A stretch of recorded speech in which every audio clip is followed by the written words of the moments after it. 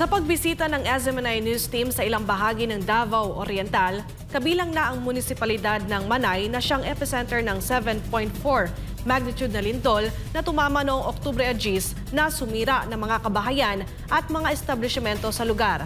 Ang detalye mula kay Jean Domingo. Tawag dagat, bihubas! Sige na, dagan na mo dito! Dagan mo! Lord God, Lord, ako mga anak, Lord, Lord, Jesus, Jesus, Lord God, Lord, Lord ka, Lord.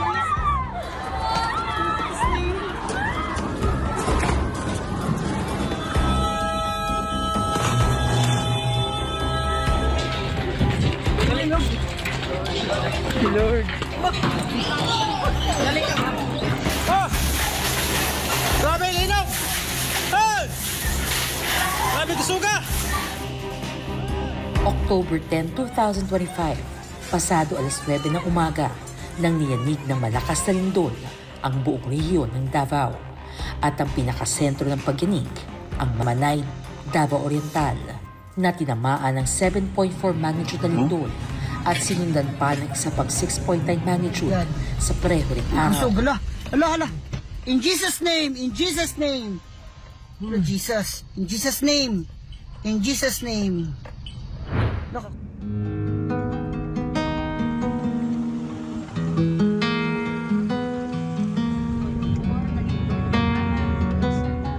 Sa ginawang pagbisita ng SMNI News Team sa Manay, Davao Oriental, batid pa rin ang pangamba at pagka-alerto ng mga residente dahil maliban sa lakas ng lindol ay tuloy-tuloy pa rin ang mga aftershocks.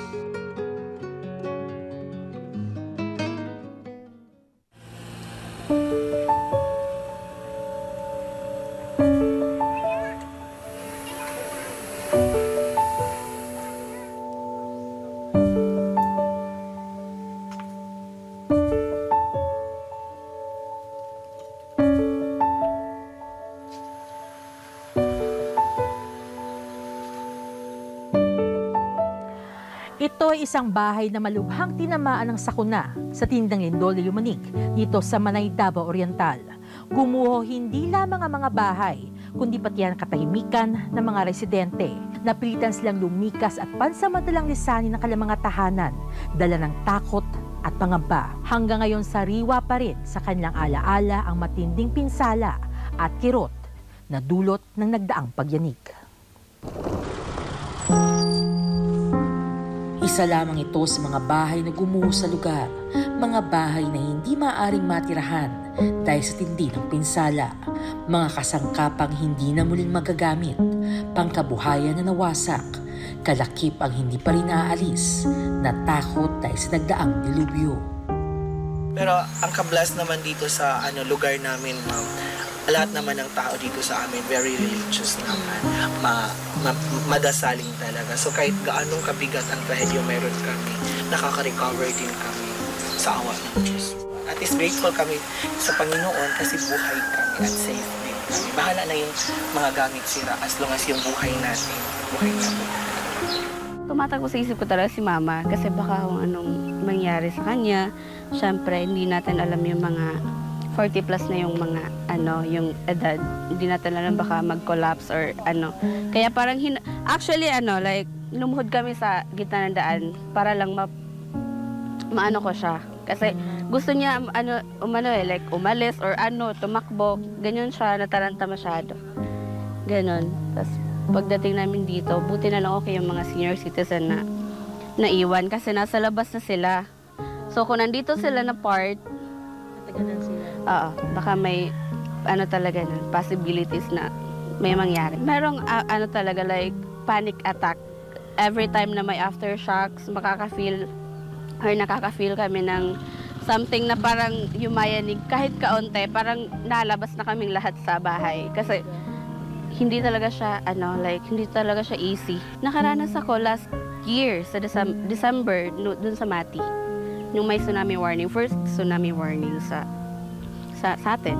Yung pinagpapasalamatan ko talaga na okay kami lahat.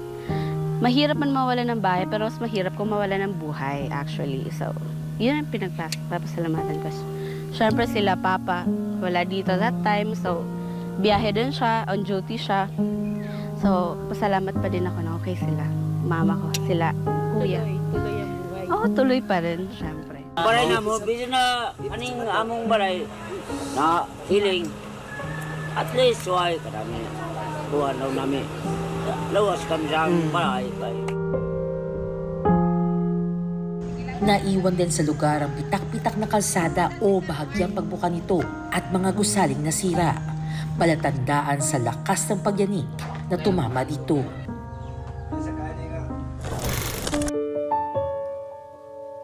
Nadaanan din ng grupo ang munisipalidad ng Tarragona, Davao Oriental, na labis din ang tinamong pinsala at nakausap namin ng mga residenteng apektado at nawala ng mahal sa buhay dahil sa lindol. Salamat. Pasalamat. Ang kasagit na ako sa among buhay nga okay lang, nagawat na ako, nawalay. Ang ako diyan po lang Ginoo, nawalay makalas. Eh makita pa na hinay, labi na ako, hinay makita ko. Pero kinabuhi na yung makalas. Nakita niyo tayo yung pagka-magsak. Paano po? Pwede i-describe tayo paano magsak yung bahay? Dili kalit mo. Kurang lang sa tungod sa kakusog sa linog. Nanda naman ang pagkadawa na.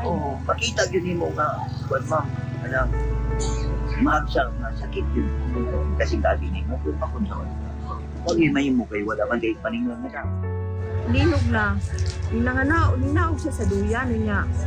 Kuan ba? Kanawa na ko kayo kakuan kay aning kamot na siya kamang ba kumbaga. Pero naanami sa yuta, naanami sa kuan yun. Anak siya nga, nisagit siya katulo, anak siya nga, Ginoo, tama na, Ginoo, balik yun na katulo. Niya po, anak ko, relax lang. Tapos murag ikatulo niya nga sagit, murag naghinay-hinay na tungkuan niya, pag action niya pagtindog. Anak man siya nga, tabang, hindi na ko kaginawa, natungwa na siya, ma'am, putla na kayo explain, ma'am. Explain sa mga wala man lang siya nagkuha sa mua. Murag ka nang halubihin na nabagis. Wala siya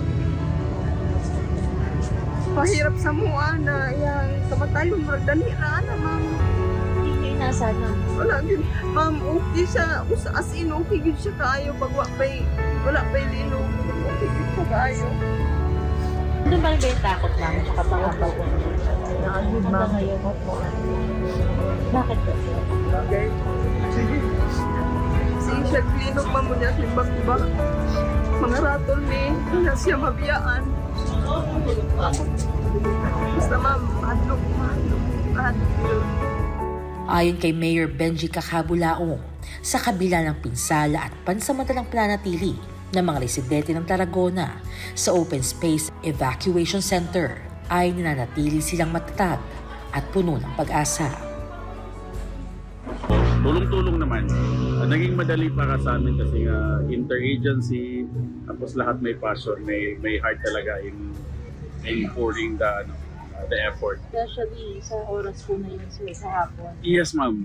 Oo, medyo mahirap nga kasi the time medyo medyo nagpanik na rin lahat. So lahat kami may mga iniisip ng mga pamilya, but yun nga, service about self. So keep on praying, let's continue to pray. And of course, be watchful. Sa lahat ng oras pwedeng dumating mga incidenting ganito, maging ready tayo, no? Maging ready tayo, do not take it for granted yung mga tinuturo sa atin ng mga educational purpose para makaiwas nga sa disgrasya, makaiwas sa malaking problema. So yun lang, mag-pray at saka be watchful. Thank you.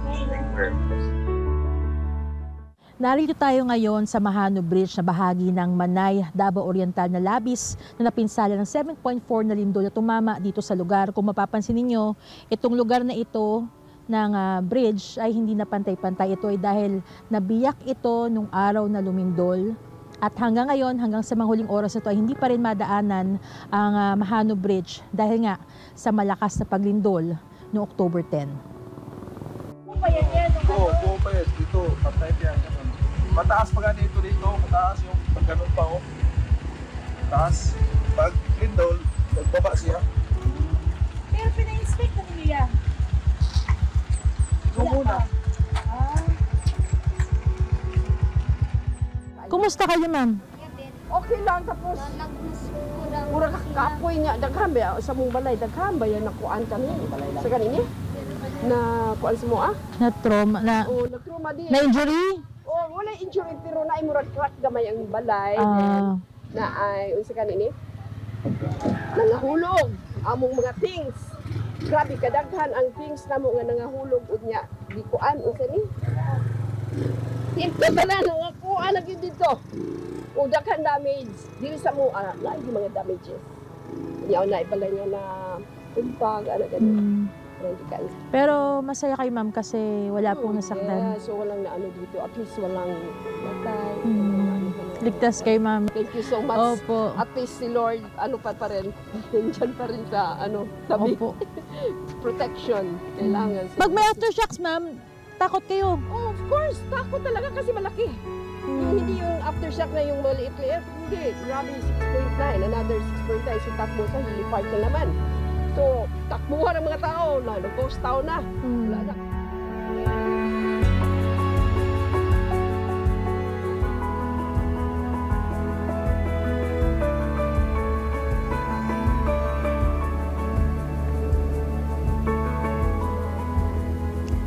Narito tayo ngayon sa Davao Oriental Provincial Hospital o kung ano na lamang ang natitira sa gusali. Nang tumama ang malakas na lindol ay tulong-tulong na ilikas at inilagay sa ligtas na lugar ang mga pasyente mula dito sa ospital. Sa ngayon ay hindi pa maaaring pasukin ang establishmento o maaaring gumuho anumang oras dahil nga sa mga aftershocks at ang mga pasyente ay nanatili na lamang sa labas ng ospital.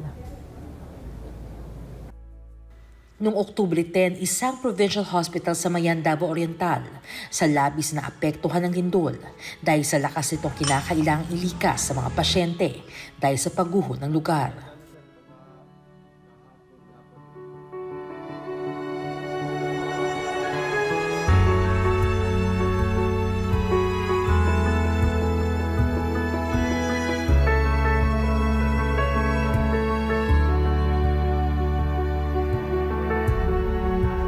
The earthquake talaga, lahat ng mga staff namin nagtulong-tulungan na talaga na magawa na namin ang paraan. Maglabas na kami ng mga beds, ng mga medicines, yung save pa namin doon sa emergency room, nilabas namin para may maano kami dito sa mga patients na darating. Grateful for the gift of life, for the gift of knowledge, and grateful sa lahat-lahat.